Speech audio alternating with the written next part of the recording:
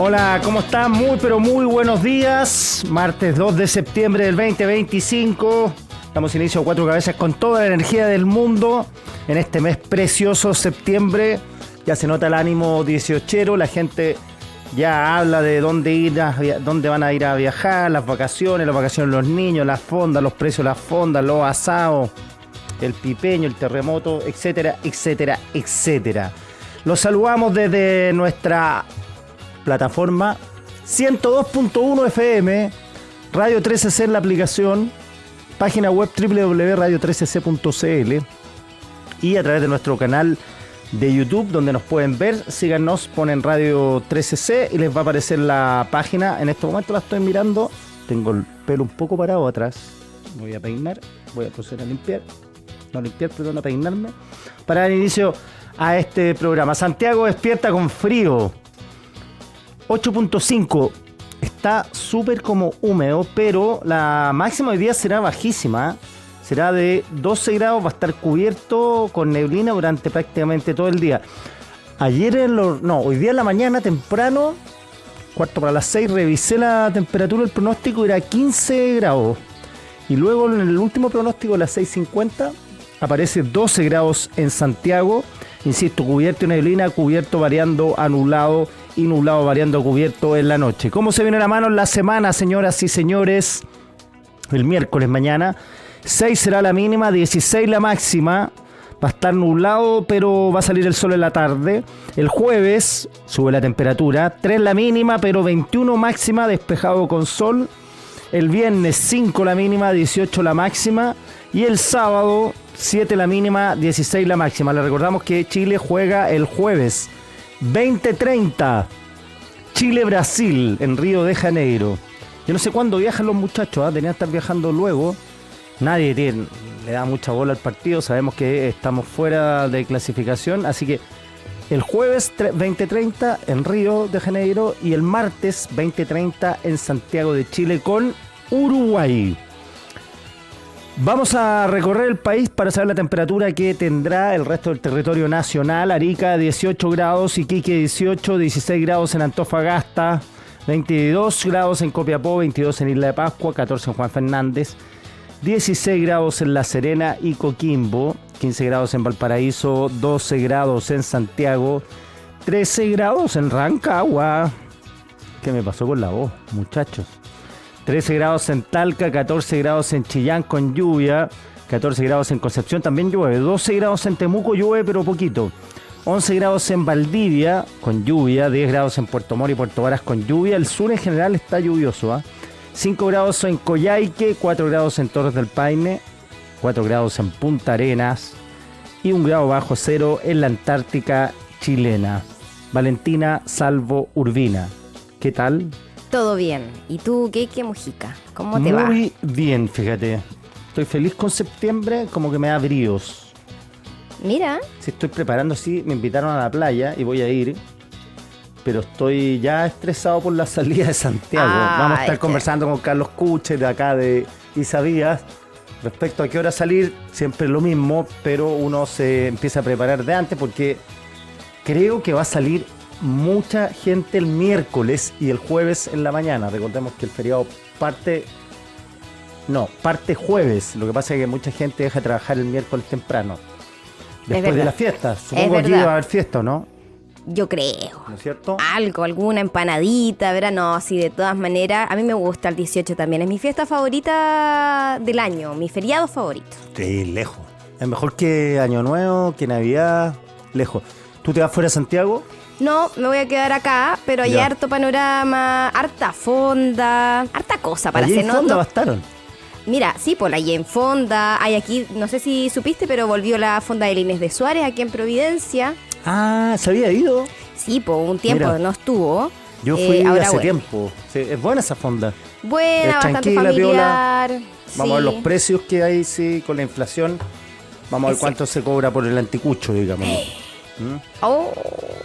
No, va a estar rudo esa noticia porque francamente también los precios de la carne ya anunciaron que van increciendo. Así es. Vamos a revisar la actualidad de Chile y el mundo para partir este día noticioso y después hacemos un doble clic sobre lo que nos convoca. Valentina Salvo-Urbina, F5. En Cuatro Cabezas, actualizamos la información del momento. F5. Elecciones. Evelyn Matei relanzó su campaña presidencial flanqueada por figuras clave del piñerismo y haciendo un llamado a los votantes del rechazo. La actividad, organizada con apoyo de Magdalena Piñera, hija del expresidente, respondió a la inquietud por los descuelgues de personeros del sector que migraron hacia la candidatura de José Antonio Kast. Elecciones. El Servicio Electoral aceptó la presentación de 127 candidaturas a senadores y 1.091 a diputados, incluyendo las postulaciones del exalcalde Daniel Jadue y del diputado Miguel Ángel Calisto, quienes están enfrentando actualmente causas judiciales.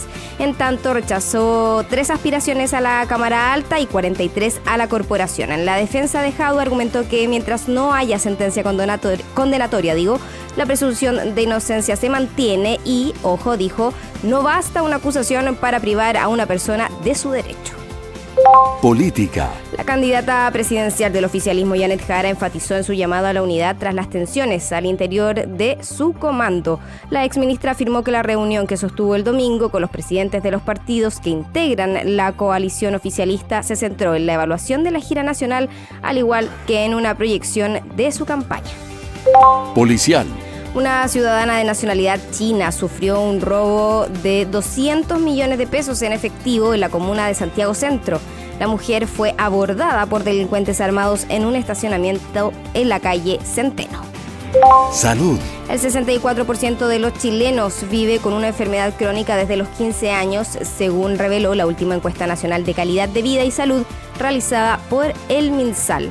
Los expertos advierten que los estilos de vida poco saludables están impulsando el crecimiento de enfermedades graves. Por ejemplo, el 51,2% de los encuestados reconoció no realizar actividad física. Nacional. Monseñor Alejandro Goich, obispo emérito de Rancagua en la región de O'Higgins, falleció ayer a los 85 años. Goich permanecía internado en la clínica ismédica de la capital regional tras ingresar de urgencia el pasado viernes 29 de agosto. Indicadores. La actividad económica en Chile se desaceleró y anotó una débil expansión de 1,8% en julio según el IMASEC publicado por el Banco Central. El dato se ubicó en la parte baja de las expectativas del mercado y se explicó por una caída en la producción minera. Internacional. Y luego de la reunión entre los presidentes de China, Rusia e India, la Organización de Cooperación de Shanghái emitió una declaración en la que pide una solución justa para Palestina, considerándola como la única manera de garantizar la paz en Oriente Medio. Los países expresaron su profunda preocupación por el conflicto en la Franja de Gaza y condenaron enérgicamente el desastre humanitario en la zona. Deportes. El voleibol playa en Chile está de luto. Se informó de la muerte de Paulo Roberto Moreira da Costa, Paulao, como lo conocían sus más cercanos, quien se desempeñaba como head coach de la selección chilena. La noticia fue confirmada por la Federación de Voleibol de Chile. Deportes. Y Ben Britton ya llegó a Chile para concretar su ansiado retorno a la selección nacional.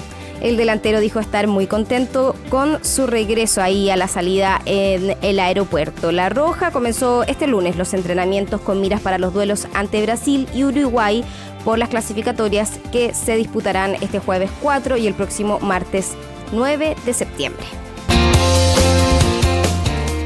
Información con perspectiva para una mirada más objetiva. Esto es Cuatro Cabezas de Radio 13C con Quique Mujica. Estaba intrigado y acabo de darme cuenta, fíjate que el relanzamiento de la campaña de Evelyn Matei, no sé si viste que ella está en un atril, secundada por todo el elenco, Cecilia Morel, Magdalena Piñera, Jimena Rincón, todos los demócratas amarillos, ex autoridades de los gobiernos de Piñera fueron hartos. Y dice, claro, mira que soy pavo, porque dice, el cartel dice Evelyn, naranjo, ¿sí?, con una E, y dice 2026. Claro. Ya, y yo dije, ¿por qué le ponen el año 20 y el 26? Claro, y el 2026 completo, ¿cómo tan tonto? Dije, ¿por qué el año 20? ¿Qué pasó el año 20? ¿Será que se presentó alcaldesa y quieren hacer una... No, pues ir a la fecha completa, como Claro, la pusieron ya.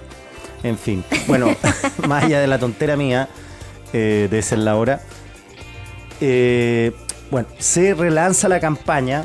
La idea es darle un nuevo brío a una candidatura que sabemos que está complicada por la encuesta, no logra crecer después de estar arriba, pero por lejos. Se desplomó y hoy día está en un tercer lugar sin movimiento entre el 14 y el 15%. Por arriba están entre el 28, Jara y Kast, 28-29. Entonces ya está a unos 14 puntos sobre todo de José Antonio Kast, a quien tiene que derrotar para pasar a segunda vuelta, porque todos suponemos que Jara va a llevarse los votos de izquierda y ella también va a pasar a la segunda vuelta.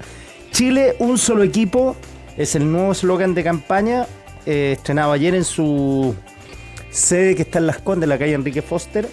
Bueno, estuvo Alfredo Moreno, todos estos son exministros, Hernán Larraín, Felipe Kast, Nicolás Monkever, Isabel Pla, Mario Desbordes, Carla Rubilar, Enrique París, todo el elenco fuerte del peñerismo. Todo ahí el centro, el núcleo. Sí, Cecilia Morel no había confirmado ayer hasta tarde, pero al final le levantó la mano ayer. Así que el nuevo brío, vamos a ver estos bríos, si repercuten o no repercuten en la encuesta. En todo caso, a mí me dicen, de los comandos que he hablado, que son por lo menos los 3 primeros, que ellos tienen contemplado que la campaña fuerte comienza el primer lunes después del 18, que es 22. El 22. Exacto. Lunes 22 de septiembre. Esto lo dicen, van a seguir haciendo campaña, por cierto, pero lo dicen porque todos entienden que Chile entra en un modo fiesta, un modo festivo el 18, y la gente tiene poco tiempo, no tiene ganas tampoco de escuchar propuestas. No, la gente está pensando en bailar cueca, nada más. No, yo creo que más que bailar cueca, en pegarse un chupar, digámoslo, chupar y comer bien. Es verdad. Y bailar también. Pero, claro, imagínate toda la gente en modo fiesta y un candidato paseándose por el centro de la ciudad, hablando de las propuestas. No, yo creo que incluso puede caer mal. Entonces todos dicen, bueno, que parte estos lunes, con todos los bríos, desde el lunes 22, como dices tú, hasta el 17 de noviembre, en menos de 2 meses. Nada, es muy poco. Es muy poco. Además comienza la campaña ya con la posibilidad de poder, ya es legal, o sea, invertir en publicidad. Después viene la franja televisiva. Claro. Y ya ahí se pasa esto volando y vamos a estar a mediados de noviembre cuando es la elección. Así que ahí están todas las reservas físicas, morales, están puestas en esas fechas, sobre todo para los candidatos que tienen que repuntar. Los desafíos de los candidatos aquí es Kast, yo creo que Kast mantenerse en lo que está, un poquito más subir, Jara subir un poquito más de lo que está, 27 y tanto, asegurar esos dos la primera, pasar a la segunda vuelta. Y aquí lo más difícil lo tiene Evelyn Matei, que si quiere pasar a segunda vuelta tiene que llegar a los 29, 30 que marca José Antonio Kast. ¿De dónde va a sacar esa votación? Porque dicen, todo esto son suposiciones, hipótesis, teoría, la política no es una ciencia exacta y esto se ve al final a la hora de la elección, que es la gran encuesta. Pero dicen que Evelyn Matei ya no puede crecer por la derecha porque eso lo tiene copado José Antonio Kast. Entonces tiene que crecer por el centro, por los indecisos, por la gente más cerca de la concertación, que votó rechazo en el primer proceso constituyente, que votó rechazo en el segundo proceso constituyente, y hoy que se siente un poquito viudo sin candidato porque encuentra que Janet Jara es demasiado extrema o no les gusta. Entonces dicen, por ahí puede crecer Matei. Insisto, todo esto es especulación. Y si los tiros están por allá, por lo que yo sabía, una de las metas del comando es abrirse a ese mundo. Y hay otra cuestión en juego, que esta elección es voto obligatorio. La presidencial primera es con voto obligatorio e inscripción automática. En la historia de Chile nunca había habido esto, porque antes era votación obligatoria, pero inscripción cada uno tenía que hacerla, no era automática. Había que ir al CERVEL, ¿te acuerdas? Y firmar y inscribirse en el padrón. Ahora uno tiene 18 y aparece inmediatamente en el padrón. Entonces, por primera vez en la historia de Chile, después de los 90, que va a ser una elección así. Entonces, hay un público, y esto lo hemos dicho, no estoy diciendo nada muy inteligente, hay un público nuevo que no sabemos cuál va a ser su conducta electoral. O sea, no sabemos si todos dicen que le conviene más voto oposición ese público que un voto obligatorio, como le dicen, porque la gente se ve obligada a ir y se ve obligada precisamente porque hay multas. Ayer el CERVEL aceptó 1.225 candidatos ahí en Chile. Imagínate. 1.225. Rechazó 46 postulaciones. Estos son para la elección presidencial y parlamentaria. ¿Qué pasa con Jadwe? Ayer hubo una serie de disquisiciones respecto al futuro de la candidatura de Jadwe, porque recordemos que él está acusado, no está ni formalizado ni imputado, está acusado de una serie de delitos, fraude al fisco, cohecho, estafa. Entonces, cuando él está acusado, comienza el juicio oral. El juicio oral, hay una serie de procedimientos para que este juicio oral se implemente definitivamente. Entonces, como está acusado, un grupo de abogados dice, si está acusado no puede ser candidato porque no tiene, perdido los derechos ciudadanos. Otro grupo dice, puede ser porque todavía hay presunción de inocencia. Exacto, no hay sentencia definitiva. No hay sentencia definitiva. Y sabemos cómo se mueve la justicia chilena, esto de Jadwe puede durar un buen tiempo el juicio oral. Exacto, sí. No, esto da para rato. Y claro, ayer el CERVEL da vamos a la candidatura de Jadwe, pero efectivamente queda pendiente lo que diga el Tribunal Electoral, que es el que puede definitivamente impugnarlo. Yo no sé si finalmente, si por ejemplo, a ver si tú me aclaras aquí, después si Jadwe sale electo, por ejemplo, ¿qué podría pasar con esa candidatura o con ese cargo en caso de que... Ya, si es electo y si es acusado, claro. Perdón, no acusado, es... sentenciado, él pierde el cupo y el cupo quedaría en manos del Partido Comunista. Ah, perfecto. Claro. Y ahí son ellos porque hay quienes una ley desplazan. ahora, hay una ley que proponieron algunos diputados, no resultó, le decían la ley anti-Jadwe, que era que si perdía el cupo, no le pusieron Jadwe, pero si perdía el cupo a alguien que era sentenciado, Jadwe o Calisto, el segundo de la lista del pacto asumía, más allá si fuera del Partido Comunista o no. Ah, perfecto, Claro. ya. Entonces, pero el caso, por ejemplo, de Calisto, si se presentaba como independiente y lo sentenciaban, Claro. el cupo se perdía y los independientes no pueden rellenar. No, porque no es lo mismo. Entonces quedaría el Senado con uno menos. Claro. Pero ahora él, acuérdate que se presentó como por el Frente Regionalista. Entonces Toda la está razón. bajo un paraguas. Entonces, si Calisto se fuera sentenciado, el Frente Regionalista Podría ocupar debería el nombrar al personaje. Ahora, lo de Jadwe, ojo con esto. Ayer, el juzgado de garantía se pronunció para el Tribunal Electoral respecto si la situación procesal de Jadwe. Y cerca de las 11, 12 del día emitió su fallo, dice que está acusado. O sea, formalmente está acusado.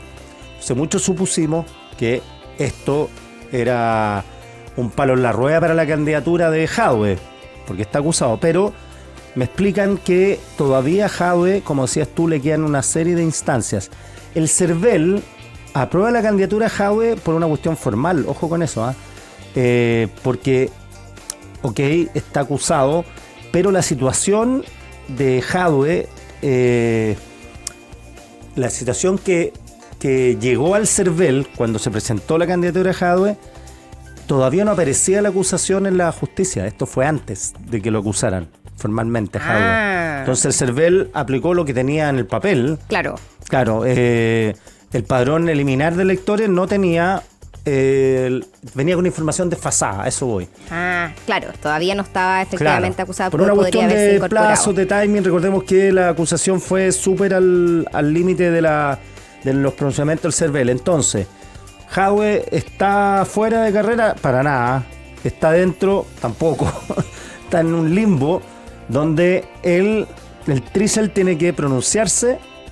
El CERVEL dijo no hay problema, pero insisto, el CERVEL tenía información desfasada. El Tribunal Electoral tiene las manos que dice que está acusado. La acusación amerita o no amerita sacarlo, el Trisel tiene que decirlo, pero Jadwe tiene una instancia más después. Si el Trisel dice que no se puede presentar, él puede ir al Tribunal Constitucional. Y fíjate que hay un precedente. toda la razón. Marco Enrique Minami le pasó lo mismo, fue al Tribunal Constitucional y el Tribunal Constitucional falló a su favor. Le dijo que podía ser candidato. De hecho, Marco ha sido candidato acusado, bajo el mismo concepto. Entonces, está enredado esto de Jadwe. Ahora, políticamente, yo tenía mis dudas respecto de todo este enredo, este tinglado judicial de Jadwe, si iba a inhibir las ganas del Partido Comunista de llevarlo o inhibir las ganas del propio Jadwe de ir a la carrera, y me parece que tanto el PC como Jadwe están absolutamente convencidos que tienen que ir a la papeleta y que los tiempos judiciales les van a permitir estar en esa papeleta. Acuérdate que otro detalle, que los votos se hacen con tiempo. O sea, imprimirlos. Exacto. Es un corcho de pega esa. Son millones de votos, entonces los nombres, no es que después, Jadwe se bajó, lo borramos. Podría salir en la papeleta sí o sí, pero podría renunciar a la candidatura en el transcurso del proceso, ¿no? Es complejo, pero por ahora... Pero ahí debe haber un límite, me imagino, también. Es que, claro, la impresión... La otra me dijeron cuando imprimían los votos, no me acuerdo ahora, pero ya con esto, todavía quedan las impugnaciones de los candidatos que fueron rechazados. Entonces ellos van a presentar los antecedentes. Los rechazan por cuestiones formales, o que no tienen la firma algunos, que no presentaron los certificados de educación media, otros, que estaban mal hechas las presentaciones, que estaban más puestas las direcciones, de todo tipo de objeciones hay.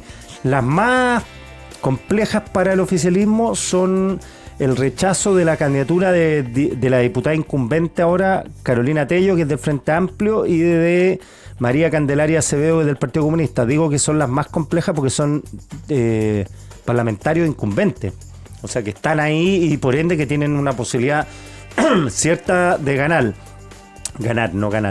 Existe plazo hasta el sábado para que ambas recurran al Tricel para intentar revertir los rechazos.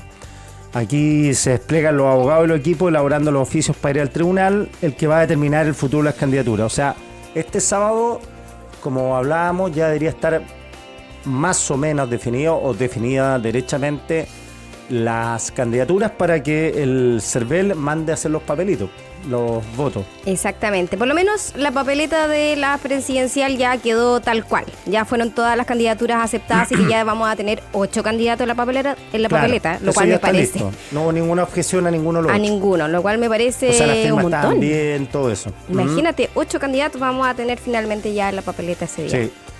¿Quién imprimirá? ¿Qué empresa que gana ir a ver quién imprime? Buen negocio en todo caso, ¿eh? Sí. Es súper buen negocio. Oye, antes de irnos a corte, la campaña Jara también se reunieron el domingo en la casa Paulina Boanovich, la presidenta del Partido Socialista. Se iban a juntar en la sede del Partido Socialista, pero Paulina Boanovich, como buena política, dijo: oye, va a llegar toda la prensa aquí, así que vayamos a mi casa en Ñuñoa, y ahí se encerraron a Limar Aspereza. Recordemos que la semana pasada fue bien belicosa en ese comando, intercambio de opiniones entre el PC y el socialismo democrático, la molestia de la candidata por los dichos de Lautaro Carmona que dice que él no dijo nada imprudente. Bueno, se juntaron ahí, la candidata llamó al orden, dijo que había que enfocarse en lo importante y que no era bueno este tipo de rencillas internas cuando el enemigo está al frente, el adversario más que el enemigo está al frente, y que ese adversario por superar es José Antonio Kast. Entonces llamó a no perderse en conflictos intestinos y pasar la página. El próximo hito importante en las campañas, te decía eso, el próximo hito importante en las campañas, yo comentaba lo que me decían los miembros de los comandos, que esta campaña parte después del 18, pero sí hay un hito que es antes del 18, que es el 10 de septiembre. ¿Ya? Debate en la televisión, el primer debate en la televisión. Chilevisión transmite en horario prime. Eso va a estar bueno. Sí, va a ser el primer debate donde entiendo que están los 8. Van a entrevistar Daniel Matamala, Macarena Pizarro y Andrea Aristegui. Va a ser el primer debate de medios, porque todos los otros conversaciones, debates que se han dado son conversaciones sectoriales, más bien. Sí, de foros. Y con poco intercambio entre ellos, y con poca tampoco con poca interlocución de periodistas que van a ir a preguntar lo que no quieren que les pregunten a los candidatos. Pues si todos han dicho yo no quiero hablar de esto, ahora van a tener que hablar de todo. Entonces ese hito es el 10 de septiembre. Eso es... ¿Qué día cae el 10 de septiembre? Porque me interesa, si no me equivoco, es un miércoles. Cae miércoles, sí, exactamente. Miércoles, el próximo miércoles. Sí. Ya, es interesante eso porque las encuestas que están midiendo ahora semanalmente la performance de los candidatos se hacen entre jueves y viernes. Entonces vamos a poder tener, después del debate el miércoles, a ver si repercute algo el debate en un movimiento o quizás sea muy cercano al debate y no repercuta. No tengo idea, pero vamos a poder ver si algo movió la aguja el debate o no. Todas las ideas que caben en 4 cabezas las escuchas cada mañana en Radio 13C con Quique Mojica. ¿Se han fijado que en la vida pasan cosas como frenos que no frenan, perros que no ladran, el sol que no calienta o parachoques que no paran choques? Por eso, si te pasa alguna, que te pille con HDI Seguros. Contrata el seguro que necesitas en hdi.cl o con tu corredor de seguros de confianza. Pregunta, ¿sabes cuál es el clima real en tu equipo? Con el módulo de clima de Talana mides, analizas y actúas para mejorar tu ambiente laboral, diseñado para transformar, no solo diagnosticar. Con Talana tu gestión de personas puede ser más simple. Conoce más en talana.com. Sacar la tapa de la alcantarilla se vuelve una pesadilla. Qué buen hit que sacó Aguas Andinas con Epidemia y la Sonora Basura. Te hace bailar mientras te enseña. ¿Qué mejor? Ingresa ahora en aguasandinas.cl y disfrútala tú también. Ya me quedé sin batería, pero es la primera vez que me pasa, pero me puedo quedar en pana. No le den más vueltas. El cambio de batería que tu auto necesita está en Movicenter, la ciudad del automóvil. Saludamos a toda la fanaticada que ya está en YouTube. José Galdame, Pamela Zamorano, Augusto Lucero, Germán Saavedra, Sergio Ponce, Germán Saavedra, Germán, oye, que está prolífico, Germán. Saluda, dice. Un saludo especial a Germán. Me enteré de la nueva incorporación. Felicitaciones, dice Germán Saavedra. ¿Será hermano? Ajá. ¿Quién sabe? Sorpresa, ¿quién se incorpora acá Surprise, a Cuatro surprise. Cabezas? Se incorpora alguien, muchachos, luego. Germán lo sabe. Germán Saavedra tiene pituto, por eso lo sabe. Es primo. Ya van a saber quién se incorpora a este programa luego. Una gran incorporación. Ya. Vamos a un pequeño corte y ya volvemos en un Santiago que marca la temperatura 8.5 grados. Pausa, café y más información. Les comentaba que el oficialismo, la campaña de Janet Jara, el comando se reunieron en la casa Paulina Bobanovich el domingo. Y la frase que más se repetía fue: la semana no fue grata, la semana que pasaba. Menos mal que ya pasó. Y había un ambiente de crítica por lo que había ocurrido durante esa semana, donde hubo intercambio de conceptos entre el Partido Comunista y el Partido Socialista. Al interior del gabinete también repercutió esto. Para conversar del ánimo Sociates que está en el comando presidencial, estamos al teléfono con el senador y presidente de la ADC, Francisco Buenchumilla. Senador, muy buenos días, gracias por recibir este llamado. Hola, muy buenos días, me gusta saludarlo. ¿Qué piensa de lo que ocurrió la semana pasada, senador, en el comando de Janet Jara? Bueno, yo creo que lo calificaría como que el comando está en un proceso de ajuste respecto de cómo encarar esta parte de la campaña, porque la fase previa de las primarias fue un diseño adecuado, pero ahora hay que encajar las piezas y eso es lo que está sucediendo. Siempre cuestan en las campañas cuadrar la caja, como se dice comúnmente. Yo creo que está en ese proceso. Yo espero que ahora esté más ordenado el cuento. Oiga, una pregunta. A ver, usted, que es un conocedor de la historia, en general, siempre desde la vuelta a la democracia, los partidos que tenían candidatos se cuadraban con ellos. Así fue la ADC con el Frey, el partido PPD, el socialismo. ¿qué pasa con el Partido Comunista y este desajuste de opiniones que hay con la candidata? Cuestión que no es percepción mía, la misma candidata ha tenido opiniones distintas al partido y a los dichos de su presidente, Lautaro Carmona.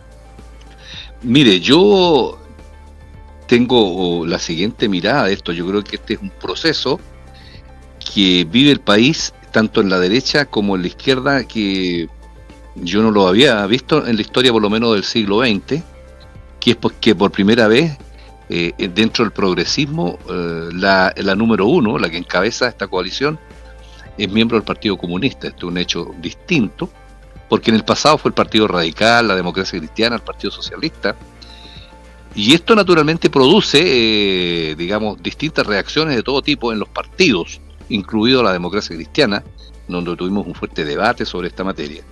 Y en la derecha, donde ha surgido este populismo en todas partes del mundo, digamos que una nueva derecha quiere suplantar a la derecha tradicional. Entonces se producen, a mi juicio, este tipo de reacciones con distintas facetas en la conformación de los partidos, donde hay un gran pluralismo interno respecto a estos temas, y eso es lo que, a mi juicio, es lo que trae todas estas perturbaciones. Entonces yo creo que al mismo Partido Comunista lo tensiona el hecho de que verse encabezando una coalición que eventualmente va a pasar probablemente a segunda vuelta, y entonces va a haber enfrentado a decir, bueno, puedo conducir el Estado, yo voy a conducir el Estado, tengo esta coalición. Yo creo que eso es natural que produzca tensiones, porque también cada partido tiene su propio diseño propio de supervivencia y de permanencia en el mundo político. Yo creo que eso es lo que trae todas estas tensiones, digamos. Claro, pero mi pregunta es si este problema, las tensiones que usted menciona que existen, por cierto, se refieren a una adecuación de equipo, de cómo insertarse en la campaña, o ya derechamente, que parece ser así, una cuestión de principios doctrinarios del Partido Comunista en relación al programa que puede presentar Janet Jara. Ese acomodo, porque cuando gobernó Elwin, la izquierda se acomodó al programa de don Patricio Elwin. Cuando gobernó Frey lo mismo, después cuando gobernó Lago, los panderos los llevaba al socialismo democrático. Incluso Boric impuso su programa, más allá de lo que pasó después, que tuvo que cambiarlo completo. Pero entonces, en este caso, ¿cómo se entiende que el partido de la candidata no pueda meter letras en el programa porque eso no se ve electoralmente como negativo? Bueno, efectivamente es así. Siempre los programas son como la hoja de ruta de las coaliciones. Y fue así desde don Patricio Elwin en adelante. Y por eso, cuando esto sucedió, yo consultado en algún momento, dije que me llamaba la atención que el Partido Comunista tuviera esta actitud, porque nosotros estábamos de buena fe y de ánimo de construir una coalición, pero yo esperaba de que el partido de la candidata pudiera, digamos, en vez de colocar temas controvertidos, opiniones controvertidas, opiniones equívocas, pudiera generar un ambiente de un propósito colectivo en la conducción de la coalición. Entonces, ¿por qué eso sucede? ¿Por qué hemos visto esas declaraciones? ¿Por qué hemos visto esas tensiones? Bueno, es un tema de interpretación, cuya respuesta, entiendo yo, debería dar el Partido Comunista, y entiendo yo que en la última reunión que hubo este domingo, al cual yo no asistí porque estaba en el sur, me imagino que se habrán tocado estos temas. Oiga, y la idea que han esbozado algunos dirigentes del socialismo democrático, entre ellos Sergio Vitar, de que la candidata congele la militancia, ¿lo ve factible para el electorado? ¿Sería creíble o no sería creíble? ¿Sería más útil y pragmático para la última milla de la campaña? Es que yo creo que si se toma una medida así, lo importante es cuál es la actitud de todos y cada uno de los partidos, incluido el Partido Comunista, respecto a la candidata, más allá si renuncia o no renuncia, porque pudiera ser que ella renunciara, pero que la actitud siguiera. Entonces, ¿sería buena la medida? Sí, yo creo que el problema no va por una cuestión formal, el problema va si se está en condiciones de frente a una elección de esta naturaleza, decir, hemos formado una coalición distinta y tenemos el espíritu de sociedad, como decimos los abogados, de generar un ambiente y una estrategia que sea, digamos, funcional a los objetivos que queremos, que es ganar la elección presidencial. Más allá, como digo, de cuestiones formales de alguien pertenece o no a un partido. Eso es lo que entiendo yo que debe hacer cada uno de los partidos de la coalición y fundamentalmente el partido que conduce esta coalición que es la candidata. Estamos conversando con el senador y presidente de la Democracia Cristiana, Francisco Buenchumilla. Senador, la candidata está en 27, 28, no se mueve mucho ese rango.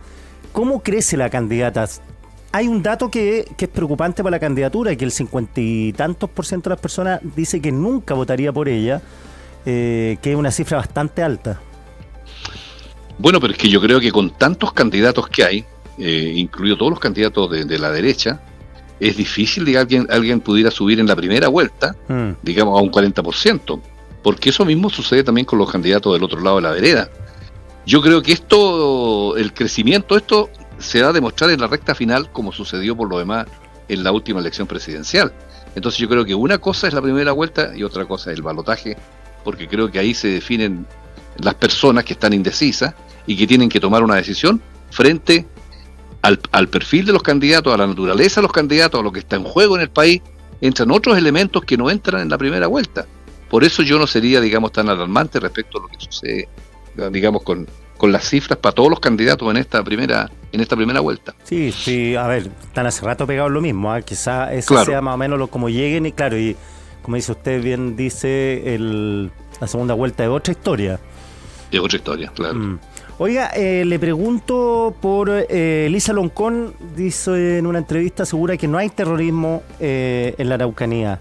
¿Cuál es la posición de usted sobre el terrorismo? Yo sé que hablar de terrorismo es difícil, hay conceptos, hay una serie de requisitos para designarlo procedimentalmente, cuándo es terrorismo o no, pero más allá de eso también hay una disquisición política respecto de la pertinencia de hablar de terrorismo o no, o para otros de la justicia que tiene que hablar de terrorismo cuando es terrorismo y no es otra cosa.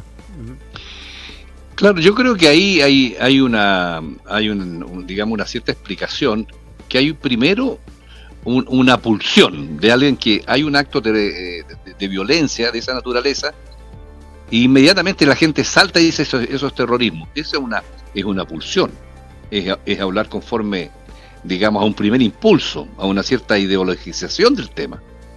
Pero estrictamente el terrorismo está establecido en una ley nueva que se dictó hace poco, en el cual hubo gran acuerdo en la Cámara y en el Senado, y por lo tanto hoy día tenemos un nuevo concepto de lo que es terrorismo. Y entonces yo digo, lo que corresponde es que cuando hay un hecho de violencia se ponga en marcha el aparato institucional del Estado, en este caso la policía, la fiscalía, el Ministerio Público, el gobierno, y después en los tribunales son los que califican cuál es la naturaleza jurídica del acto violento que se trata de perseguir. Entonces yo no me quiero quedar en pulsiones, que alguien diga todo es terrorismo o nada es terrorismo. A mí me parece que me importa mucho más que las instituciones funcionen, que se persigan los actos de terrorismo y que los tribunales resuelvan. Pero no confundir el conflicto político que existe entre el pueblo mapuche y el Estado, que es otra cosa, y no meter todo en un mismo saco, porque eso es lo que polariza las cosas y la gente deja de querer el Estado cuando simplemente te condenan, digamos, de la partida y sin investigar por parte de las instituciones. ¿Qué le parece la candidatura de Loncón? Bueno, ella puede ser candidata como cualquiera ciudadana de este país, y si el Partido Comunista la llevó, me parece que está en su derecho y ella tendrá que competir y veremos el apoyo que puede tener como cualquier otro candidato. No tengo problemas con esa candidatura ni con, digamos. ¿Cómo vislumbra más la performance del oficialismo ahí en la zona? Se habla que los candidatos de derecha pueden lograr números que no habían logrado antes. Mire, en la región de la Araucanía hay 16 parlamentarios, de los cuales 13 son parlamentarios de derecha y solamente 3 parlamentarios somos más bien de centro izquierda. Entonces, claro, es bien cuesta arriba para nosotros unas elecciones, porque hay una abrumadora mayoría de parlamentarios de derecha. Así fue, esta es la fotografía que tenemos hoy día. ¿Cómo va a operar eso? Yo creo que esta vez es probable que no sea tan alta la distancia, de tal manera que yo creo que puede acercarse poco, pero acercarse un poquito más a los nuevos tiempos. No creo que sea de esa manera tan contundente el triunfo de la derecha. Al revés, creo que creo que vamos a tener un buen resultado el otro sector. ¿La DC se ha sentido cómoda la campaña de Jara? Nosotros estamos haciendo una muy buena campaña, tuvimos una muy buena negociación parlamentaria, hemos tenido un buen ordenamiento interno, las aguas están calmadas en la DC, pasamos el control del CERVEL ayer sin cero falta, todos nuestros candidatos a diputados salieron impecablemente aprobados, hay un espíritu nuevo, un gran ánimo al interior del partido, estamos ordenando todo el funcionamiento y yo creo que hay un gran ánimo de trabajo y yo tengo muchas esperanzas de que podamos remontar en estas elecciones porque estamos haciendo las cosas con seriedad y con tranquilidad y con trabajo, que es lo importante. Mencionaba usted lo de ayer, está ahí todavía en el interregno la candidatura de Daniel Jadwe. ¿Qué opina usted políticamente si ayuda o no ayuda al oficialismo, si ayuda o no ayuda a la candidata Jara que Daniel Jadwe se presente con todos los problemas judiciales que tiene? Bueno, yo creo que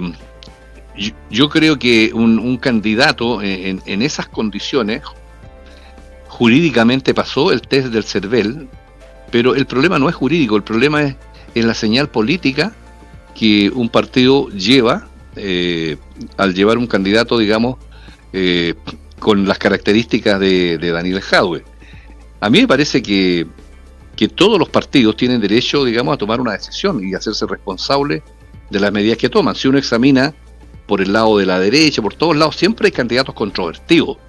Y los partidos normalmente lo hacen por poner un punto en la mesa, un punto de discusión, un punto de quiebre, un punto de acaparar la atención en torno, digamos, al partido y a los objetivos y defender a su gente. Nosotros tenemos un criterio distinto, hemos colocado, digamos, hemos tratado de adecuarnos y de no generar ruido y trabajar tranquilamente, pero hay otros partidos que tienen otro diseño y yo no me voy a meter, digamos, en las intenciones que tienen cada uno de los partidos. Claro, pero políticamente es complejo. Estoy pensando en la candidata también, porque la candidata tiene que sacarse la foto con Jadwe. Sabemos que entre los dos no se tragan, lo han hecho público además. Entonces, políticamente, claro, estar con Jadwe no sé si es bueno o malo a esta altura. No, por eso le digo yo que cada partido sabe por qué genera ese ruido, porque el ruido se genera, porque hay controversia. Entonces yo no sé si eso ayuda o no ayuda a la candidata y por qué lo hace el partido que lo lleva. Entonces efectivamente eso no es neutral, produce un efecto y por eso estamos conversando y por eso los medios se preocupan. Entonces, bueno, ¿qué tuvo en vista el Partido Comunista para llevarlo? ¿Cuál es su objetivo? ¿Qué persigue con eso? Bueno, eso le digo yo creo que es un signo de contradicción, digamos, tener la candidata y que se perturbe con estos hechos, pero cada cual asume su responsabilidad frente a lo que hace. Oye, ¿en qué quedó el trabajo de la comisión que se armó? Le perdimos la pista, la Comisión por el Entendimiento y por la Paz. ¿Qué ocurrió con eso? Porque recordemos que hubo mucha polémica, el rechazo republicano, pero no sé cómo se ha avanzado en ese tema, le perdimos la vista.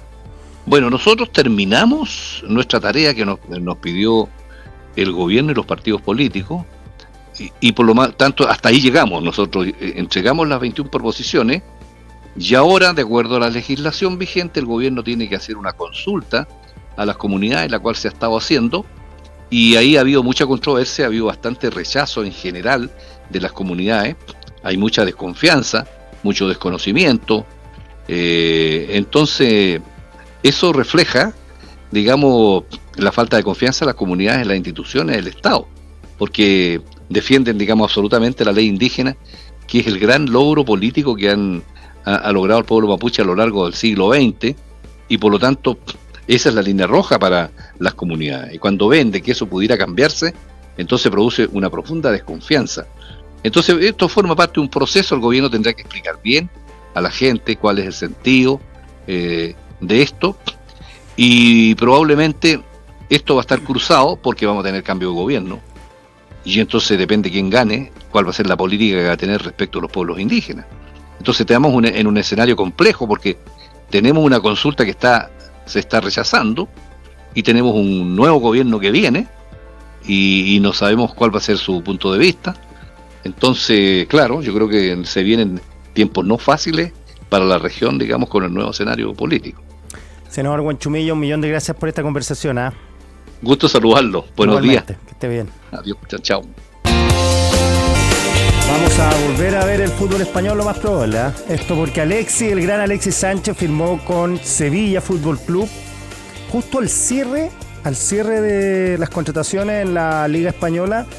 Bueno, Sevilla anunció la llegada de Alexis Sánchez. Alexis tiene 37 años, yo creo que ya podría ser su último club en Europa.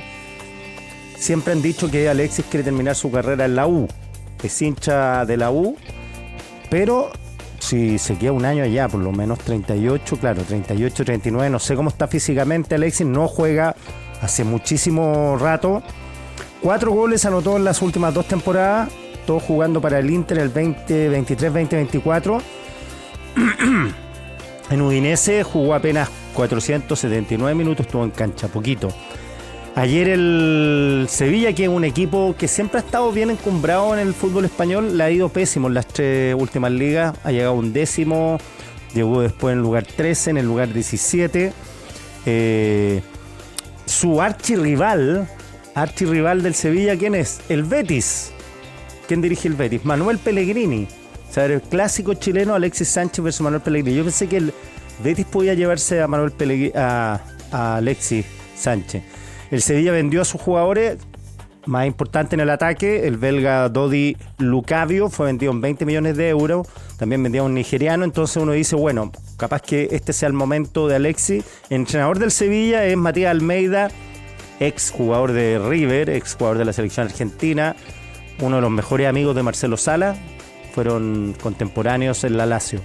Pero por el análisis que leo en el Mercurio hoy día de las personas que cubren el Sevilla, redactor del diario El País, todo, dicen que Alexis hay que hacerse cargo, que Alexis está ya grande, que no marca hace mucho rato, que no juega hace mucho rato también, y que puede ser un gran aporte para el vestuario, para los jugadores más jóvenes, pero que así como que la va a romper, no le tienen mucha fe.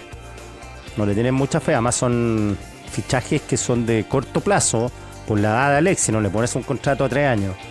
Pero bueno, esperemos que Alexis ande bien. Ya su rendimiento tiene poca influencia en la selección chilena.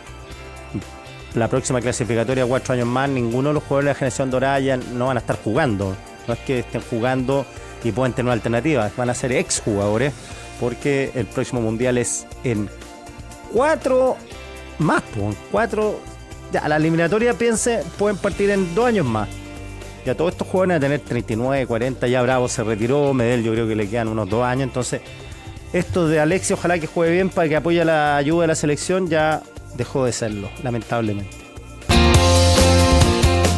Cabezas sin límites y con mucho que aportar. Escuchas a Quique Mujica en 4 Cabezas, en Radio 13C. Pensando también qué terrible tener 37 años, 38 y quedar sin pega de lo que uno toda la vida ha hecho. La mayoría de las personas a los 37, 38 están como en su pick profesional, ya tienen cierta experiencia, están aprendiendo, les queda un destino por delante, y estos gallos, bueno, han ganado como locos plata también, pero quedan a los 40 años mirando el techo, pues. Entonces tienen que reinventarse. Claro, ahora Alexis es ordenado con las lucas, no todos son así, y pueden tener un buen pasar. Estoy pensando en Marcelo Salas, que ha tenido un súper buen pasar después que se retiró, pero es duro para estos muchachos retirarse. Igual con esa plata yo estaría feliz, pero en fin. En Senco Malls hay muchas formas de encontrarse, en un cafecito, conversando, en un nuevo estreno, eligiendo el próximo look, en las cosas cotidianas o en las experiencias más extraordinarias. Qué bueno es encontrarnos. Senco Malls. Con tus tarjetas de crédito BCI este invierno suena bien. Disfruta de la nieve, descuentos y panoramas en familia. Si aún no tienes tu tarjeta, hazte cliente y vive la experiencia. En Isavías conectan a millones de personas y nos recuerdan que las calles no son para correr. Este fin de semana y todos los días cuida tu vida, porque la habilidad al volante no se mide por la velocidad, sino por la responsabilidad. Isavías, conexiones que inspiran. La dirección meteorológica indica que hay 8.6 grados en Santiago. La máxima no será de mucho más, 12 grados. Así que me dice Sergio Ponce, Pellegrini no lleva chilenos. No, pues no llevó. Sí, ojo Sergio, llevó a Matías Fernández, Villarreal, que no le fue muy bien. Claudio Bravo también estuvo con Pellegrini, pero en general le ha llevado pocos chilenos. Le gustan más los argentinos a Pellegrini, en general. En el Villarreal tuvo harto argentino, lo ha tenido en casi todos los equipos que han dado bien. Vamos a un pequeño corte y ya volvemos con más Cuatro Cabezas acá. En Chile siempre fueron parte de los temas que estaban bajo la clasificación mejor no hablar de ciertas cosas. Estaba todo lejos, que estuvieran encerrados ahí, daba lo mismo, lo que pasara allá adentro, quedaba allá adentro, pero, y eso no está en conciencia de todas las personas, hoy día las cárceles son claves, lugares claves para derrotar el crimen organizado.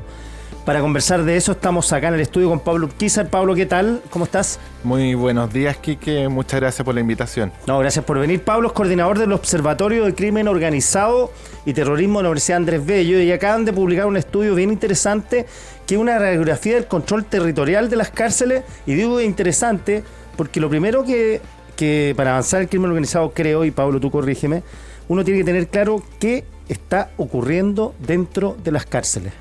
Claro, Quique, y yo creo que para que las personas lo entiendan por qué es importante, qué es lo que está ocurriendo en las cárceles, porque sin lugar a dudas, si yo le pregunto a cualquier persona en Chile si le teme o no le teme al Tren de Aragua, yo no tengo duda que todos van a decir que sí. Pero la verdad es que el Tren de Aragua es la principal amenaza a la seguridad nacional que tiene el país. Y el Tren de Aragua nace precisamente de una cárcel, de la cárcel de Tocorón, el estado de Aragua, precisamente, y en ese contexto empieza a controlar una cárcel, y esa cárcel que empieza a controlar a través de una serie de ilícitos delictuales, después se empieza a extender a todas las cárceles de Venezuela y posteriormente al resto de Sudamérica, incluso a Estados Unidos. Tanto es así que Estados Unidos ha declarado a el Tren de Aragua como una organización terrorista y a su cabecilla, el Niño Guerrero, le ha otorgado una recompensa de $5 millones por su captura. Y en ese contexto estamos hablando de una complejidad mayor, donde no solo el Tren de Aragua nació en una cárcel, también el primer comando de la capital en Brasil, el Comando Vermelho en Brasil, las mafias sicilianas también en Italia, y en ese contexto tú ya lo dijiste, mucho tiempo el Estado abandonó literalmente las cárceles. Y esto no es un problema de un gobierno determinado. Yo creo que es el Estado, precisamente en su conjunto, el que abandonó las cárceles. Y en ese contexto, el estudio que hicimos en el Observatorio de Crimen Organizado y Terrorismo en la Universidad Andrés Bello busca ver cuál es la realidad de las cárceles en una década desde la perspectiva de algo que nosotros lo conocemos en el exterior de las cárceles, que es el control territorial que realizan el crimen organizado, por ejemplo en Cerro Chuño, el Tren de Aragua, en Arica o en distintas partes del territorio. Pero la verdad es que la pregunta es si es que el Estado tiene verdaderamente el control de las cárceles o no. Claro, porque ha ocurrido que los secuaces del Niño Guerrero, altos mandos del Tren de Aragua, han caminado por Santiago. O sea, capaz que uno en el centro se cruzaba con un tipo que está al nivel de, como decías tú, grupos terroristas como Hamas. En ese nivel lo puso Estados Unidos. Así es, o sea, Estados Unidos, recordemos que cuando lo eleva a la característica de organización terrorista, está elevándolo a nivel de Hamas, de Hezbollah, de Al-Qaeda, de etcétera. Y desde esa perspectiva es la máxima peligrosidad que tiene Estados Unidos.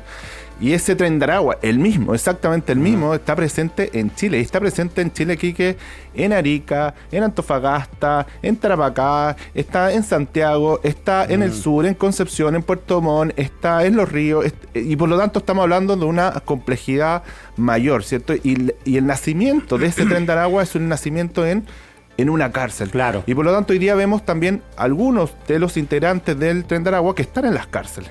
Entonces la pregunta es ¿por qué ese modus operandi que nació en una cárcel en Aragua, precisamente en Venezuela, se va a trasladar a nuestro país? Y la verdad es que lo que vemos a diario es más que un control del Estado frente a las cárceles, hay un control muchas veces del crimen organizado en distintas cárceles del país que es muy complejo desde esa perspectiva. Claro, porque además los delincuentes antes en la cárcel eran un estado pasajero de tránsito y y era como una congelación de su carrera delictual, de su pega. Así es. Ahora los tipos llegan, incluso muchas veces lo toman como un refugio, como un sabático, trabajado por cierto, y eso hace muy difícil controlar, sobre todo por la cantidad de dinero que manejan. Hay uno, yo no tengo pruebas, me carga esa frase, no tengo pruebas, no tengo dudas, porque es la antítesis del periodismo, pero se ha demostrado que hay un nivel de corrupción alto entre los gendarmes, ¿no? Ah, sí, hay una realidad, mira, aquí que hay una realidad en los 10 años de el análisis que hicimos en la universidad. Se materializaron en base a cifras oficiales de Gendarmería de Chile 33.012 incautaciones de droga. Hay un crecimiento entre el año 2015 y 2024 de un 1.205%. Y ahí esa droga entra, porque no sale por la llave. La droga entra. La pregunta es cómo entra esa droga. entra? Es decir, si es que efectivamente el Estado tiene un control absoluto de lo que está pasando en las cárceles, esa droga no entraría, efectivamente. No solo desde el punto de vista de la droga, sino también desde el punto de vista de la extorsión. La extorsión se incrementó un 5.100%, Quique. Tú sabes que el delito en virtud del cual se empieza a materializar todo su control territorial en las cárceles, en Tocorón, en Aragua, en Tren de Aragua, fue la extorsión. Claro. Y después empieza a ampliar droga y etcétera. Y por lo tanto... Perdón, Aragua nace porque hubo una mafia que empezó a cobrarle a los trabajadores que llegaban a construir el Tren de Aragua. Exactamente. Y en ese contexto, la cárcel, precisamente, y la extorsión es un modo muy fácil de obtener dinero. Y no solo obtener dinero, sino también que las personas no denuncien. Porque nosotros hablamos de un 5.100% de las cifras denunciadas dentro de la cárcel. La pregunta es, ¿cuánto preso recibe extorsión dentro de la cárcel? ¿Cuánto gendarme recibe extorsión dentro de la cárcel y no denuncia por temor a verse afectado él o su familia? Claro, porque hay un mundo fuera de la cárcel, y entonces el tipo le dice al gendarme, si no me ayudas, tu familia, Juanita, Pedrita, Marita, las vamos a matar. Y esto no es algo solo que dé las cifras. Veamos solo lo que pasó con este oficial de gendarmería que quiso poner orden en Santiago 1, y resulta que un mismo gendarme le dio el domicilio al Tren de Aragua para efecto de poder ir a amenazar a su familia en Cauquenes. Y esa es la realidad. Entonces, desde esa perspectiva, evidentemente, los números coinciden también con lo que está pasando desde el punto de vista de los casos concretos. 464 asesinatos dentro de las cárceles en Chile entre el año 2015 y 2024, Quique. El lugar donde debería estar más protegido, claro, porque es un rol y un deber del Estado, es precisamente las cárceles. 464 asesinatos. También las agresiones, 52.090 agresiones entre el 2015 y el 2024, un 41% más de agresiones, y que un 61% de incremento de las agresiones sexuales. Es decir, a los presos también no solo se les quita desde el punto de vista de la privación de libertad, ¿cierto?, de sus derechos en ese contexto, sino también un 61% de incremento se los violan. Y por lo tanto, infierno eso, estamos hablando de una complejidad mayor, y hacinamiento mayor. 143,2% de hacinamiento. Claro. Y por lo tanto, ¿cuáles son las condiciones que hicieron y permitieron al Tren de Aragua expandirse, no solo controlando la cárcel de Tocorón, sino que expandirse en las distintas cárceles de Venezuela y en Sudamérica? Primero, ya lo dije, ¿cierto?, las extorsiones, los delitos propiamente tal vinculados al Tren de Aragua. Segundo, el hacinamiento. Tercero, la corrupción. Cuarto, el contagio criminógeno por la indebida segregación de los presos entre los presos de mínima, media, máxima y alta seguridad. Bueno, todas esas condiciones, Quique, hoy día están presentes en nuestro país. Basta ver cualquier cárcel y nos podrán señalar que están efectivamente todas y cada una de las cárceles controladas, como se dijo en el Mercurio, por parte del nuevo director de Gendarmería, porque pueden entrar y salir cuando quieren, ¿cierto?, dentro de una celda Gendarmería, pero la verdad es que eso no es el control que debería tener el Estado. El control que debería tener el Estado es que efectivamente no exista droga dentro de las cárceles, no existan extorsiones dentro de las cárceles, no existan asesinatos dentro de las extorsiones, porque eso lo que va creando es un ecosistema criminal, ¿cierto?, con una tríada que es violencia, que es también corrupción y que es también la economía ilícita. Claro. La droga, los sobornos y la violencia forman parte de esta triada que controla las cárceles a través de las mafias que vienen no solo desde Chile, sino desde el punto de vista del extranjero, como por ejemplo el Tren de Aragua. Tiene un negocio tipo Airbnb, para que se hagan una idea, arriendan los espacios. Así es. O sea, si uno quiere tener televisor, tiene que pagar, si quiere más metros cuadrados, tiene que pagarle a estas mafias que se reparten el poder. Dicho el problema, a tu juicio como experto, ¿cuáles son las soluciones? Sí. Digo soluciones que sean implementables, estoy pensando a 5 o 10 años, o sea, no podemos esperar más. Primero, ninguna solución. Cuando uno deja abandonado las cárceles décadas, y que Claro. uno no puede pensar que esto Lo va a es un solucionar problema mañana. de este gobierno y que lo va a solucionar en 2 meses, porque eso la verdad es que no es así.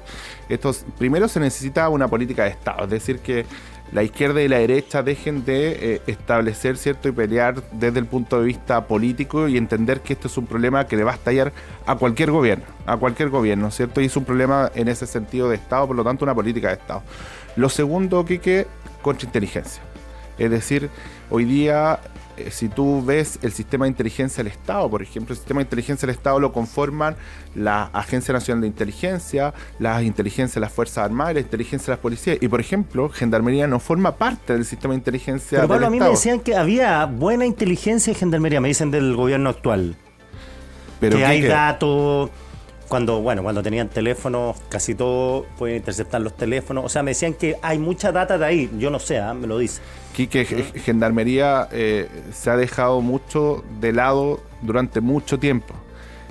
Cuando te hablan de una inteligencia, la verdad es que la inteligencia que tienen es una inteligencia mínima. A lo que debería apostar el Estado es una inteligencia máxima. ¿Y por qué? Porque ahí están precisamente los presos. Los Sí. presos se vinculan, los presos se relacionan con el exterior. Nada de lo que ocurre en el exterior no se vincula con la cárcel, ni nada de lo que vincula en la cárcel no se relaciona con el exterior. Por lo tanto, el máximo nivel de inteligencia debería estar. Hoy día tenemos un sistema de inteligencia del Estado donde Gendarmería no es parte integrante del sistema de inteligencia del Estado. Es decir, está la Fuerza Armada, las policías, está Directemar, pero no está Gendarmería. Eso es un problema, ¿cierto? Y desde el punto de vista, por lo tanto, ya legislativo y práctico, se necesita la modernización del sistema de inteligencia del Estado con una incorporación explícita de Gendarmería dentro de este sistema, con una dotación logística y de capacidades estratégicas para efectos no solo de la inteligencia, sino también de la contrainteligencia, porque el crimen organizado, Quique, busca corromper la institución. Y Gendarmería es un ente que necesariamente se puede corromper. Y hemos visto casos, ¿cierto?, muy claros donde efectivamente se ha corrompido. Por lo tanto, el sistema de inteligencia debe detectar esa realidad. Segundo, nosotros no podemos pedir que los gendarmes sean héroes. Es decir, nosotros tenemos que pensar que el Estado debe proteger a los gendarmes. Y por lo tanto, cuando existe algún gendarme, como por ejemplo ocurrió en el caso del oficial de Gendarmería que fue amenazado a su familia en Cauquenes, que ocurre una situación así, el Estado debe aproximarse con todo para efectos de poder resguardar a este y a cuantos gendarmes hoy día están amenazados, no porque sean corruptos, sino porque están amenazados sus familias, y es la única forma de recibir ingresos Gendarmería para efectos de poder permitir el crimen organizado. Por lo tanto, desde esa perspectiva me parece que ahí hay una atención que no está puesta al foco, ¿cierto?, en ese contexto. Tercero, la debida segregación de los presos. O sea, los malos encerrados en lugares draconianos. Acá evidentemente acá hay que ver la experiencia comparada, y la experiencia comparada nos muestra que ha servido, ¿cierto? Por ejemplo, en el caso italiano, el caso italiano es un caso modelo, ¿cierto?, a nivel comparado. ¿Qué hicieron los de cómo italianos? Los italianos lo que hicieron básicamente es segregar, ¿cierto? Y segregar y ver quién eran los jefes de las mafias, ¿cierto? Y esos jefes de las mafias los dejaron muy aislados, ¿cierto? Y no todos juntos, sino que individuos en celdas aislados. Así es, la idea precisamente es que estén separados. Claro, no es que se pongan de acuerdo y forman ahí una asociación criminal específica, Claro. sino que los separaron, y en esa separación evidentemente les restringieron muy fuertemente los beneficios carcelarios, de manera tal que cambiaran los comportamientos y tampoco pudieran influir en el exterior. Y esa realidad es una realidad que sirvió en Italia. Acá en Chile no. Acá en Chile la verdad es que lo que vemos es que todavía no está establecido de esa forma, ¿cierto? Y vemos como no hay una real claridad, además, quiénes son las personas, cuáles son los nombres de esas personas y también cuáles son los vínculos que tienen con el crimen organizado. Ya vimos lo que pasó con Carlos Alberto Mejía, que en principio no se llamaba Carlos Alberto Mejía y después nos dimos cuenta que se llamaba Carlos Alberto Mejía, o lo que pasó en Valparaíso, que Gendarmería detectó que la persona tenía otro nombre y era una persona que estaba vinculada al Chendaragua y era una persona que estaba desde el año 2022. Por lo tanto, en ese contexto me parece que ahí hay que ver el modelo comparado, ¿cierto? Especialmente el modelo italiano para efectos de la segregación, ¿cierto? Ahora, ¿hay espacio para segregar hoy día? ¿O tiene que construirse una cárcel distinta? No, acá hay sobrepoblación. Claro, o sea, habría que hacer una cárcel, ya sabemos que eso se puede demorar. 143,2% de sobrepoblación, hay 61.000 presos privados de libertad hoy día en Chile, por lo tanto, evidentemente, las condiciones con las cuales hoy día está el país da a entender que hay una crisis penitenciaria que va a explotar si es que no... el Estado no se pone, ¿cierto?, de acuerdo para efecto de poder implementar todo. Y en ese contexto, evidentemente, ¿se puede segregar? Sí se puede segregar. Pero todavía no están todas las condiciones para efecto. Se habla de aproximadamente 5 cárceles, ¿cierto?, que faltarían para efecto de poder llegar... 100 años, pues. Efectivamente. Pero por eso, Quique, yo creo que lo que hay que pensar es a corto, mediano y largo plazo. Yo creo que si nosotros no pensamos tampoco a largo plazo, también va a ser un problema, ¿cierto? Porque efectivamente lo que ha ocurrido es que se ha dejado de lado Gendarmería y ese dejar de lado Gendarmería ha traído las consecuencias que hoy día estamos viendo. Claro, habría que pensar en un plan gradual de instalación de cárceles, para no ser tan pretencioso, pero una cárcel por lo menos. ¿Qué pasó con la cárcel de Santiago? Claro, o sea, yo creo que lo que hay que hacer efectivamente es pensar en una gradualidad. Por eso, uno tiene que pensar en el corto plazo, en el hoy día, en el mediano plazo, en unos meses más y en el largo plazo, que es una década, 5 años más, ¿cierto? Y en ese contexto, en esa realidad, las medidas tienen que ir mirando esa perspectiva.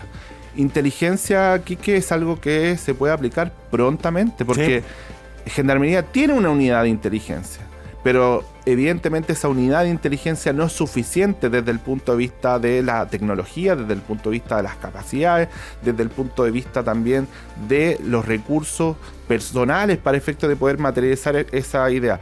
Solo se empezó a hablar de la contrainteligencia no a propósito de Gendarmería, sino que se empezó a hablar de la contrainteligencia a propósito de los casos de narcotráfico que se vieron en la Fuerza Aérea y en el Ejército. Pero la policía interna. La verdad es que si hay una institución que requiere contrainteligencia porque está permanentemente vinculándose con presos relacionados con el crimen organizado, es Gendarmería. Y eso se necesita ya, no se necesita en 5 ni en 10 años, sino que se necesita ya. Y hoy día tenemos un proyecto de ley, Quique, porque esto además requiere una modificación legal. Esto no es un tema solo meramente administrativo, un proyecto de ley que es la ley de inteligencia que data del año 2004. Han pasado más de 20 años, no se ha modificado un ápice. Tú piensas, Quique, cómo el crimen organizado en Chile ha avanzado desde el año 2004 al año 2024.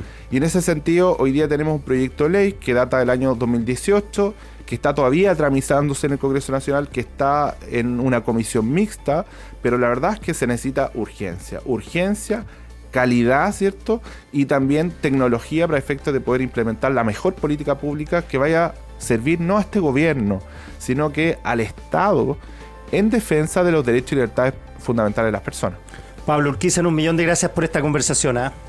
Gracias, Quique, que esté muy bien. En Senco Malls hay muchas formas de encontrarse, en un cafecito conversando, en un nuevo estreno, eligiendo el próximo look. En las cosas cotidianas o las experiencias más extraordinarias. Qué bueno es encontrarnos. Senco Malls. Con tus tarjetas de crédito BCI este invierno suena bien, disfruta de la nieve, descuentos y panoramas en familia. Si aún no tienes tu tarjeta, hazte cliente y vive la experiencia. En Isavías conectan a millones de personas y nos recuerdan que las calles no son para correr.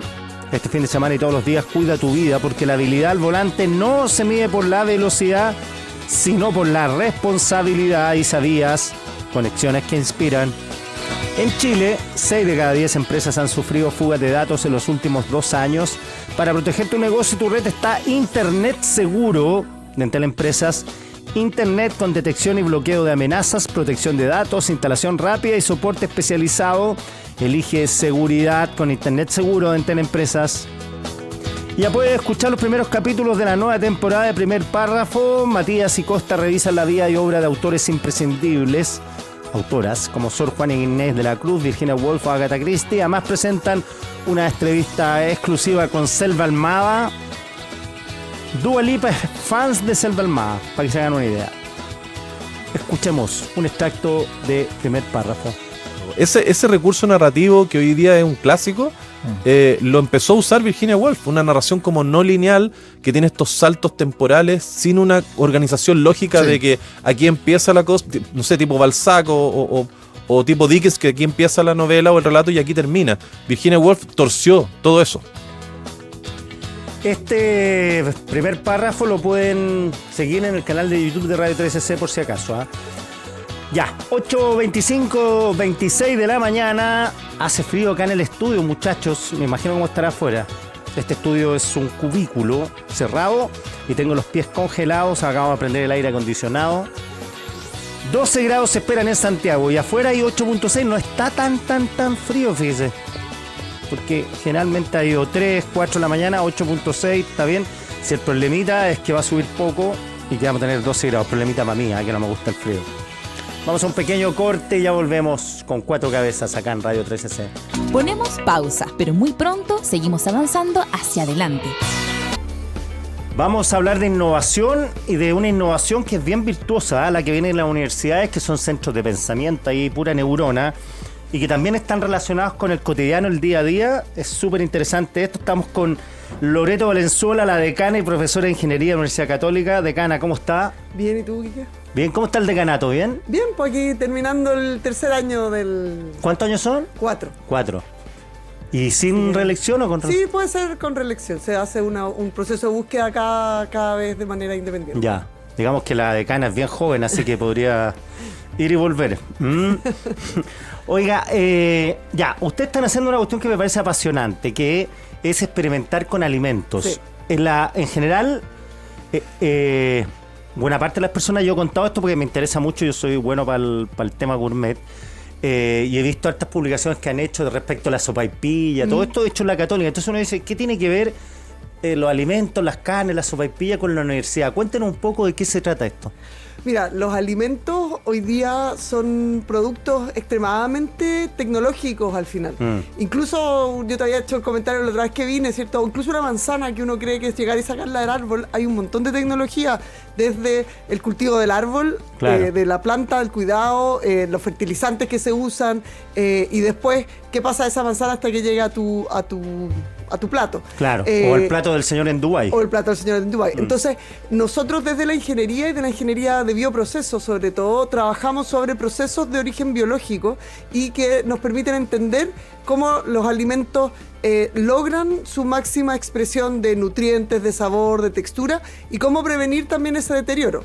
¿Y cuando usted come, siente eso? Por supuesto, o sea, es muy distinto comerse una papa frita que está crujiente a una, claro, que está rancia, o a un pedazo de carne que está jugoso o algo que está seco y duro. No es solo por cómo lo cocinaste, sino que también cómo fue todo el proceso de producción y de almacenamiento y de transporte de los alimentos. Y hay un problema clave en la carne. También dirían los pescados, que mucha gente no come pescado en Chile con toda la costa que tenemos porque está el tema de que tengo que congelarlo, que se me echa a perder, que el olor a pescado. Y en la carne pasa lo mismo. Entonces no solo tiene que ver con un tema de ciencia, sino que también un tema de ahorro para las familias. No solo de ahorro, o sea, obviamente un tema de costo, pero también es un tema de seguridad mundial y sobre todo de seguridad alimentaria. Hoy día alrededor del 38% de los alimentos se botan en la cadena de suministro, donde mucha parte de eso que se bota ocurre después de que el productor lo puso en el lugar de venta. Ya. Entre que, no sé, el productor de carne pone su carne en el supermercado y termina todo el proceso, alrededor del 30% de eso se termina botando. Y se bota porque se echa a perder, porque claro, uno compra de más, en el restaurante uno pide un plato, en Estados Unidos pasa eso, los platos son gigantes, uno se come la mitad y el resto se desperdicia, pero sobre todo porque no necesariamente existen los métodos de cuidado y almacenamiento que corresponden. Y además, hoy día hay muchos sistemas de típicamente antiguo, digamos, de preservación de los alimentos, que ya no estamos tan contentos con ellos. Por ejemplo, en el caso de los embutidos, la sal no solo sirve para aliñar, sino que es un producto que hace que los embutidos duran más tiempo. Era la antigua, cuando los salaban. Claro, y hoy día hay una ley que impide el uso de sal a esa escala. Entonces hay todo un desafío tecnológico de cómo logramos que los embutidos, el jamón, la salchicha, dure el tiempo que estábamos acostumbrados a que dure, porque uno no va a comprarse imagínate estar todos los días comprando jamón para hacer el sándwich ese día. Uno compra jamón, no sé, para la semana y tiene que durar en buen estado toda esa semana. Y si no, uno termina botando y ese es un problema. Y el otro problema es el uso de extremadamente de mucha cantidad de envases de plásticos y de materiales que después no se pueden reutilizar porque están contaminados con el alimento. Por mucho que se laven, nadie va a querer usar un plástico que usaste para la carne después para poner, no sé, un medicamento. Entonces, ¿cómo logramos, usando tecnología, que los alimentos duren más y que al mismo tiempo no sobreusemos ni químicos ni plásticos? Ya. Están experimentando con la carne. Aquí para la gente que nos ve en YouTube, de cana, por favor. Director Steven Spielberg, por favor, estamos con la de cana. Ahí va, mira, ahí va a venir. Ahí está. Para la gente que nos está escuchando, nos está viendo, es un plástico. ¿Qué hace ese plástico con la carne? Sí, mira, este es una película hecha de biopolímeros. Eso significa que son plásticos de origen biológico. ¿Ya? A veces uno dice, esto no es plástico. El plástico se usa como palabra genérica para cosas que contaminan y cosas que no. Y esto básicamente es como cuando tú haces la gelatina y se te seca, el borde de arriba queda duro. Eso nosotros podemos hacerle un poco de ingeniería, agregarle otros ingredientes, ¿cierto? Y hacer que sea que sirva como un envase, pero al mismo tiempo que sea después degradable y compostable. Eso significa que si tú lo botas a un sistema de compostaje o a la basura, se va a deshacer. Incluso si lo tienes por mucho tiempo y parte de esto pasa al alimento, también en rigor es comestible. No está pensado para ser comido porque lo manipulas con las manos, digamos, alrededor del alimento, pero en rigor podría ser comestible. Ya, y eso envuelve la carne. Claro. ¿Y qué provoca? ¿Carne congelada o carne fresca? Carne de cualquier tipo. Ya. Está optimizado para carne de cerdo y vacuno en este caso. Obviamente nosotros podemos diseñar, nosotros partimos con un prototipo con el salmón. En el salmón estamos trabajando con otro producto que es líquido y no como este que sí, es eso me había contado usted, claro. que le revisten el... Claro, que se aplica como líquido. En cambio, este se aplica como bolsa y por lo tanto para el sistema de suministro de las carnes se usa el mismo sistema de suministro que siempre, simplemente es otro empaque, es distinto. ¿Y qué es lo que hace? De alguna manera tiene las mismas funciones que una bolsa de plástico polietileno normal, que protege de la transferencia de oxígeno, de agua, de que se seque, que se deforme, también lo protege mecánicamente.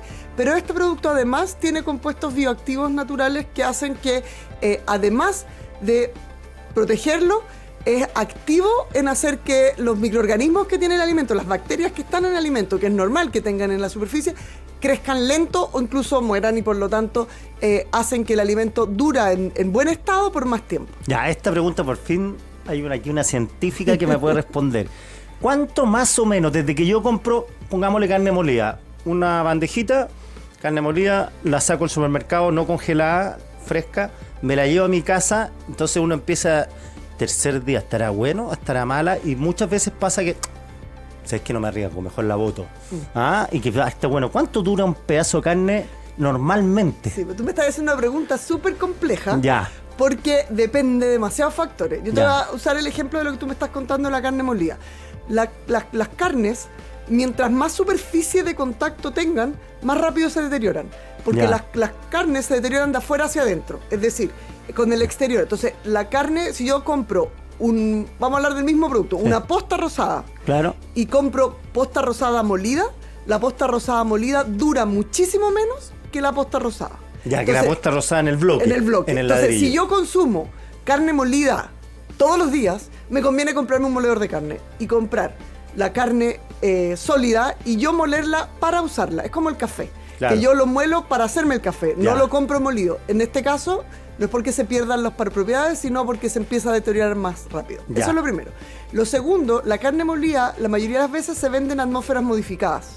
¿Cómo sé si algo está en atmósferas modificadas? Yo lo compro en un envase que es duro Sí. y tiene aire entre medio, ¿cierto? Está la carne, Sí. tiene como aire y tiene un plástico que está tenso. No Claro. ese plástico no está pegado a la carne. No, porque uno lo rompe y suena, de hecho. Claro. Ese tipo de productos hace que adentro del envase duran muchísimo, Ya. semanas. Pero apenas tú lo abras, se empieza a deteriorar súper rápido.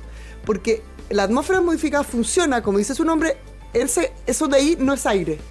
Es lo que se llama atmósfera modificada, que es aire con un alto contenido de otros gases que previene el crecimiento de microorganismos, pero deteriora la superficie de la carne, como que la pone más- blanda. Ya, sí. Entonces cuando tú lo sacas, y de hecho si tú lees la etiqueta dice abrir y esperar un minuto. Si tú lo abres y hueles, huele mal, porque esos gases huelen mal. Entonces tú lo tienes que abrir, esperar un minuto, no leerlo porque es molesto, no hace daño, pero es molesto, y después usarlo.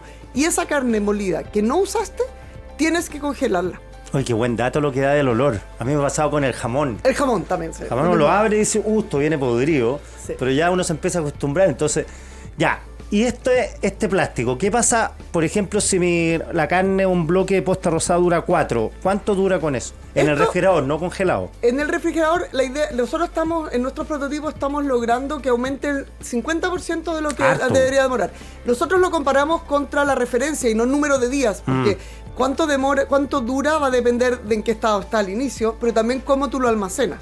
Claro. Entonces, la carne en general cuando está en bloque dura bastante si es que está sellada, si está al vacío, si está con la atmósfera modificada, si está en su envase. Una vez que lo abres, ese envase al que fue diseñado deja de funcionar. Tanto el Ya. vacío como la atmósfera modificada pierde su objetivo. ¿Y en el tupper no hay En cambio, en atmósfera esto, modificada? No, porque tú le tendrías que inyectar CO2. Ya, o sea, el tupper guardado le dice, listo, estoy listo. Eso es mejor que dejarlo abierto al aire, Claro. pero no te resuelve el problema. Claro.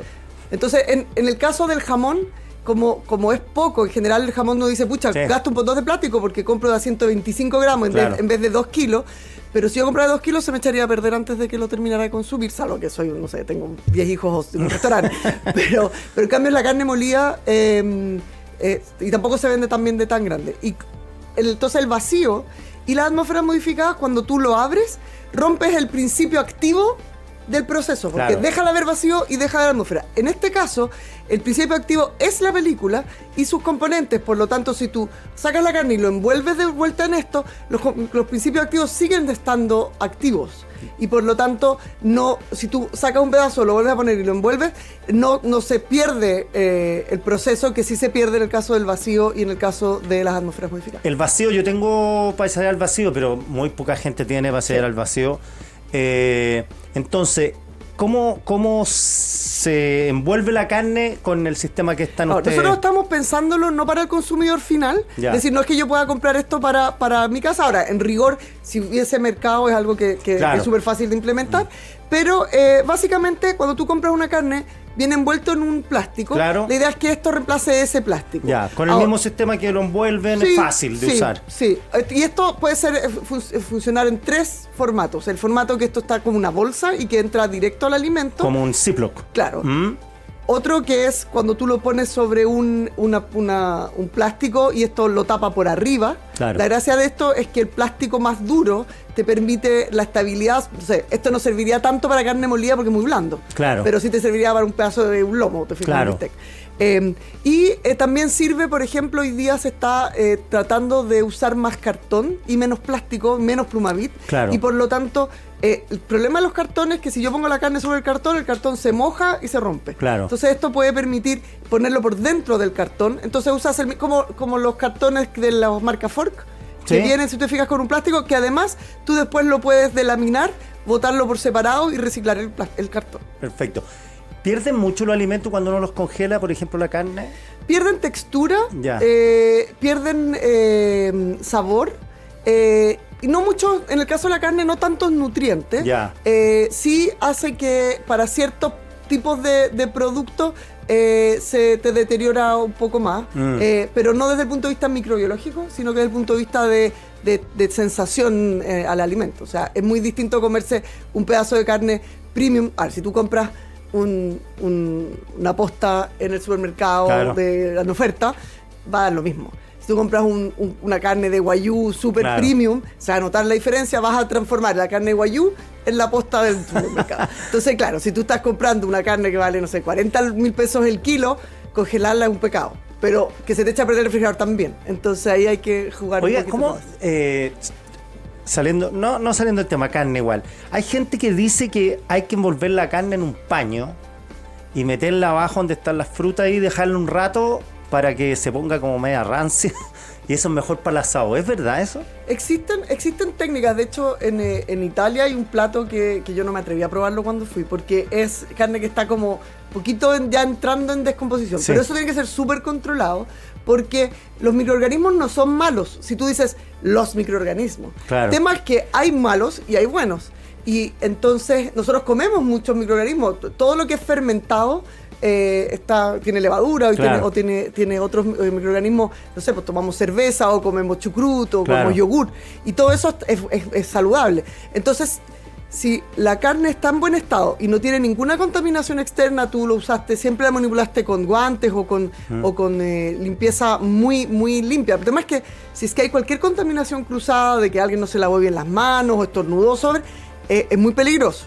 Por eso yo no sé si me atrevería, yo no me atrevo a hacer eso en la casa. Porque yo no. Lo haces en un lugar controlado, sí funciona, como en que el no son- sentido de que las bacterias buenas lo que hacen es ablandar un poquito el exterior de la carne. Pero como te digo, hay que tener cuidado de que no se te contamine con nada que pueda ser malo. Y lo otro, yo nunca mezclaría la carne junto con las verduras, porque uno las verduras no las cocina.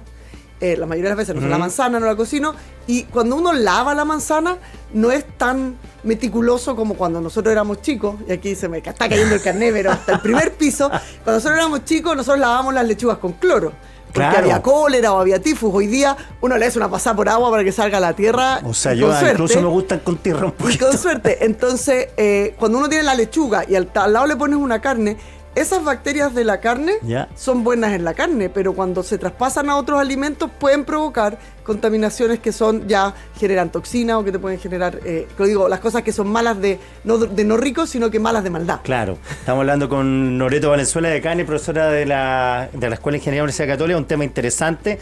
Ya, ¿y esto cuándo va a empezar a funcionar? Este es una innovación de la universidad Sí. que tiene la gracia que es comercializable. Claro, nosotros esto lo hicimos con un proyecto financiado por la Fundación COPEQC y ahora estamos levantando fondos tanto públicos como con asociaciones con empresas productoras de plástico para hacer el escalamiento. Entonces todo va a depender de esa fase que es muy relevante, porque hoy día tenemos ya la prueba de concepto, esto funciona y ¿qué tenemos que lograr para que funcione? Que las empresas productoras de plástico lo adopten para poder fabricarlo, y lo hemos hecho. Nos demoramos un montón en lograr que sea fabricable en las mismas máquinas que tienen las Claro, empresas esa es la fabricadoras de gracia. plástico. Por una Porque si economía nosotros de escala. le decimos, que si nosotros le decimos, hoy tenés que comprarte una máquina que vale $2 millones No, para fabricarlo, es decir, o sea, no, todavía no me es tan caro usar Claro. plásticos de primer uso. Y lo segundo es entrar en el mercado, y yo creo que nosotros creemos que en el futuro va a ser muy relevante el tema del compostaje y la reciclabilidad o la degradabilidad, porque nosotros vamos a estar dispuestos a pagar más por algo más ecológico.